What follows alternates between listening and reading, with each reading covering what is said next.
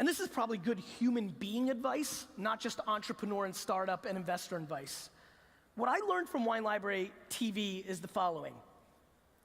The true story of Wine Library TV was the day that I thought I was gonna start it, I thought I was gonna do something similar to QVC, and I don't know if you have a QVC or shopping network in Europe, but QVC in America, it's a show and they sell stuff through the TV. I thought I was gonna do the QVC of wine. The first episode of that show, when that camera went on and that light went on, I realized that this was gonna be on the internet forever, and that I didn't wanna just peddle wine.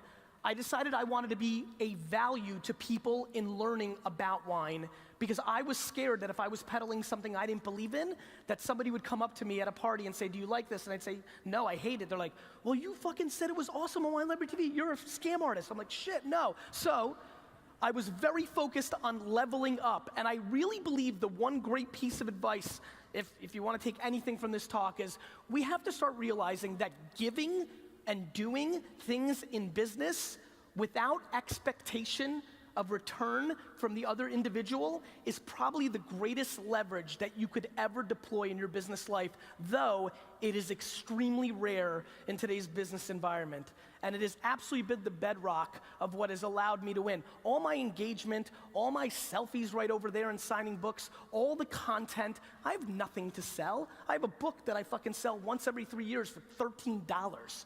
This is not about monetizing an audience, it's about building leverage to build brand versus sales. One of the biggest things that I see going on right now in digital media is that we don't have a lot of people doing branding and marketing. We have a lot of people doing sales. The reason so many of you were confused by the value of Snapchat is because in the digital landscape, we now think transactional. Everything is about what's the ROI of every piece of content, every single action, what's the last attribution, what's the conversion rates. It's all become math-based, and that's fine because I love sales more than anybody.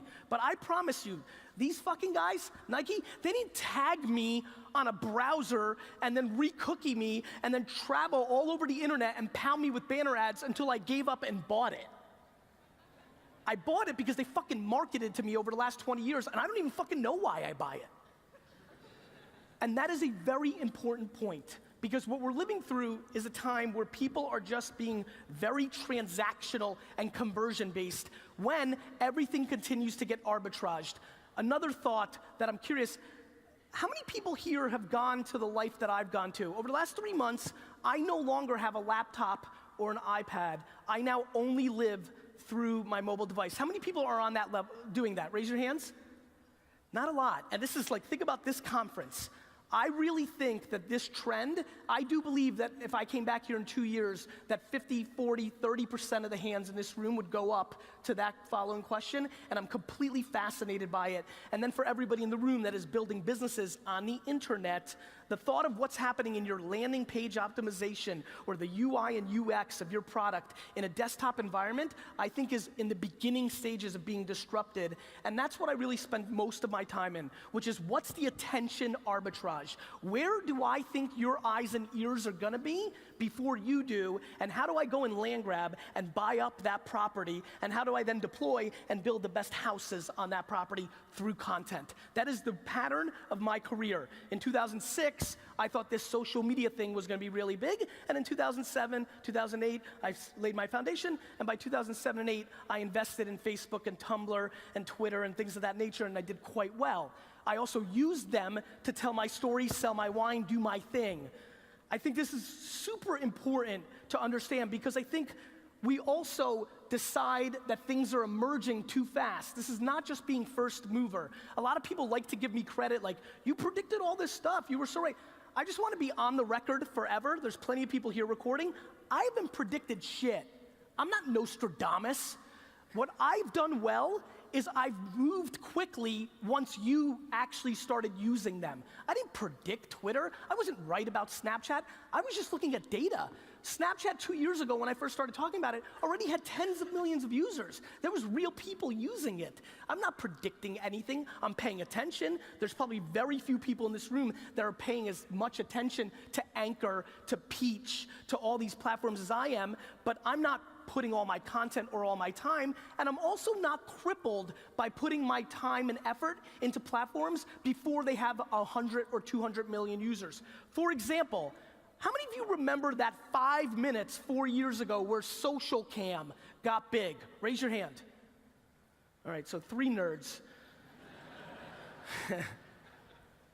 Social cam got big for 3 minutes because the Facebook newsfeed juiced it, and it had a lot of users, and it was hot for 4 months, 6 months. I used it feverishly and used it a lot. It collapsed and meant nothing. But during that period, I learned so much about mobile video and the cadence of it and how people interacted with it that when Vine came along a year and a half later, and then Instagram video, and then Snapchat, I'd already put in the work and had the learnings from human behavior that I deployed against the next thing. There are way too many people in this room that do not do actions because they're crippled by the short-term results versus what it means in the long term. And this goes to marketing, and this goes to running your business, and this comes down to what I probably want to spend a few more minutes on right now, which is, my friends, there's a lot of people in here that are startup founders that should not be. My friends, there are a lot of people in here that work at agencies that should not be. They should be probably switched, and vice versa, and different things. One of the things that is absolutely driving me right now in my life is the untold depression, the untold suicides. To just get dark for a second, it's not fun to talk about, but it's important. We are lacking self-awareness in this space in a very substantial way. And there's a lot of people that are about to be met with a lot of disappointment and are struggling. How many people are an entrepreneur in here? Raise your hand. You guys and gals know, this isn't easy. There's nobody else. It's fun to work for somebody. You know why? You get to blame the boss. She and he is an asshole, not you. When you're an entrepreneur where there's nobody else behind you, it's on you. And one thing we're not talking about is the level of success. Everybody thinks they have to build fucking Uber. Everybody thinks they have to make millions of dollars. It's unbelievable what we've done, and I absolutely want to make sure that we're starting to have real conversations. Making $100,000 a year, 100 euros, that's massively successful. We need to recalibrate what success looks like in our space because we're forcing through the branding of what we're doing very impractical, very high risk, very low return results for so many because everybody's shooting for 10 billion. Guys, there's like 4 apps that big. There's like Uber and Instagram. Like, how many fucking billion-dollar companies do you think there are? And so I really am passionate about starting to reframe the conversation about the number one thing that I have noticed in my 20 years of my success, because let me tell you something, I suck shit at almost everything. What I've done well is I've deployed self-awareness around what I am, and I know what I am. And there's a lot of things I wish I was. 7 years ago, as a lot of you know, I had plenty of leverage in the Web 2.0 social media movement. I was one of the guys. I was one of the 20 most followed people on Twitter. I didn't go and raise $40 million to build the next Facebook. I didn't raise $50 million to build a platform around wine. I was self-aware enough, even though I had all the opportunity in the world to build product, that I wasn't gonna be successful. 7 years ago, I went out and built a boring digital agency, right? I built something practical. All my internet friends, a lot of the people gonna be on the stage, they made fun of me. Like, why don't you go build a big company or something grand? I built what I knew I could build. I'm very proud that over the last 4 years, I've grown VaynerMedia from $3 to $100 million a year in revenue, not fucking valuation.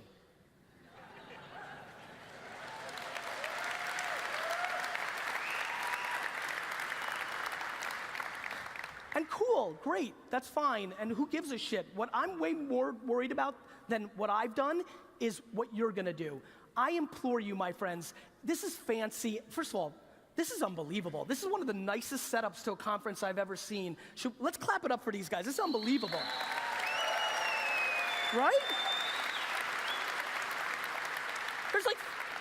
There's like fucking food trucks. It's like sunny and shit. This is fucking awesome. Anyway, what I did well was I just didn't give a shit. I'm old, I'm 40. When I grew up in the United States, like, being a good student was the big thing. I was making $3,000 a weekend selling baseball cards and getting D's and F's, and everybody thought I was a loser. Like, that's what the narrative was. Now it's reversed. If I was in school now making $3,000, $4,000 a weekend as a 13-year-old, I would have been the next big thing, right? I went through it, and I did not succumb to the current thing that everybody thought in America was the right thing, which was go to the best school you could go to. I understood who I was, and I went in all in on my strengths, and I implore a lot of you to do that. There's too many people sitting in this room that want to be the #1 CEO founder, but if you were the 7th employee of a company, you know, I'd much rather be number 41 at Facebook than #1 of Face Schmuck. And so I think we're seeing that, and so I'd like to stand up here and I'd like to say, look, there's a lot of things that I wish I was different at. As a matter of fact, back to let's be very meta right now. Do you know that I wish I didn't curse on stage? Do you know how many people don't share my content, don't like me because of it? I wish I didn't do it. I just can't be anything that I'm not. And so I implore you, don't worry about what's cool right now or what we're all focused on or what your mama wants you to be. You need to go home from this conference. You'll be inspired, there'll be cool people, there's interesting shit, but I'm telling you with the bottom of my heart, it is fundamentally irrelevant if you don't know who the fuck you are. And the quicker you can start forcing yourself to understanding what role you play, #1, #7, PR, marketing, product, UI, everybody wants to be somebody else. I wish I was the quarterback of the New York Jets. It's not gonna happen. And so, if I can accomplish one, and by the way, I'm being very realistic. I'll be very, very transparent with you. This little 7-minute rant that I just came up with, I'm trying to reach one person. Like, this is not so easy. It's hard to have the ego and the humility at equal ends to figure yourself out. But I promise you, as I've looked across the landscape, and I've looked at 25, 50,000 startups at this point, right? I have now spent the last 4 years of my life with the Toyotas and the Pepsis and the GE, you know, biggest brands in the world, myself, my inner circle, the one connection point from corporate America to startup, to VC, to personalities, the one connection point is self-awareness. Once you start understanding yourself, once you start actually executing on who you actually are versus who you wish you were, things start to change very quickly. And so, the reason I'm passionate about this is always very worldly advice and is probably historically always good things to talk about. I just feel that if any of you really paid attention to the macroeconomic infrastructure of what's happening in our space right now, this nirvana that we've lived through for the last 6 or 7 years is about to shift. It just is. It's just the data. I don't want it. I wish it was nirvana forever, just like everybody else. During the down cycles, the people that are able to win are the ones that are most in tune with themselves, the ones that are the most practical. So again, to make this valuable to you in this room, #1, if you're a startup, please start understanding how you're gonna make money as soon as possible. You're running a business. You're running a business. Businesses need to make money, especially when there's no money to fund you based on your last valuation. #2, as a human being sitting at this conference, this is all very encompassing and very exciting, but start chipping away against what you think you want and start really looking at what you bring to the table, because the quicker you figure that out, the more successful you will have. And #3, please start understanding how to provide value without expectation in return.